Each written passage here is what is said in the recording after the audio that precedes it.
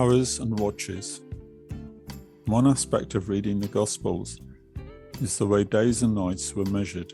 Clearly, it was understood that there were 12 hours in a day. Jesus himself said this. John chapter 11, verse 9. Jesus answered, "Are there not 12 hours in a day?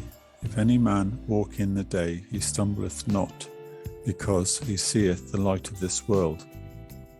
Without understanding a little about this subject, the times of day given in the Gospels will be a mystery and will also present some apparent contradictions. Perhaps the main one is the time of Jesus' crucifixion. John's Gospel says that Jesus appeared before Pilate at the 6th hour on the day of his crucifixion. John chapter 19 verses 13 to 14. When Pilate therefore heard that saying, he brought Jesus forth and sat down in a judgment seat in a place that is called a pavement, but in the Hebrew, Gabbatha.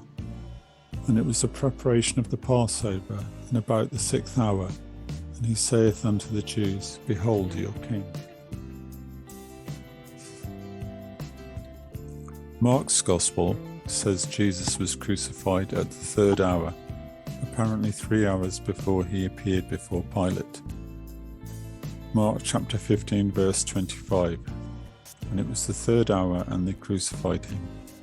Matthew, Mark and Luke all agree that there was darkness over the land from the 6th hour to the 9th hour. Jesus died at the 9th hour.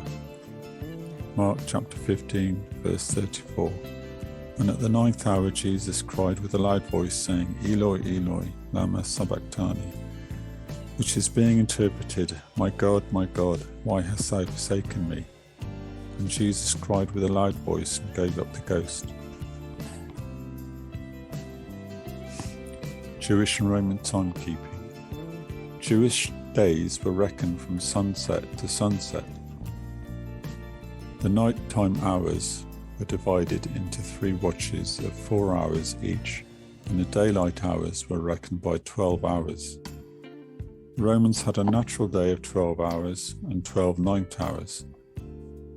The first daylight hour, hora prima, began at sunrise. Noon was the 6th hour, hora sexta, and the last hour, hora duodecima, ended at sunset. However, the Romans also had a civil day which started at midnight. The day was divided into 2 parts, the ante-meridium and the post-meridium, before noon and afternoon respectively. This is the system of AM and PM which we still use now. Their nighttime hours were divided into 4 watches of 3 hours each. The chart below will illustrate the different timekeeping systems. So you can see there's a Jewish day, a Roman natural day, Roman civil day, and a 24-hour clock.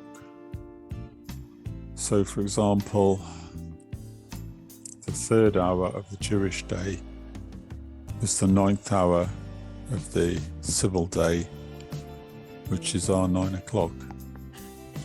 And similarly, the 9th hour of the Jewish day was the 3rd hour of the Roman civil day, which is our 3 o'clock. So, there are different ways of measuring time.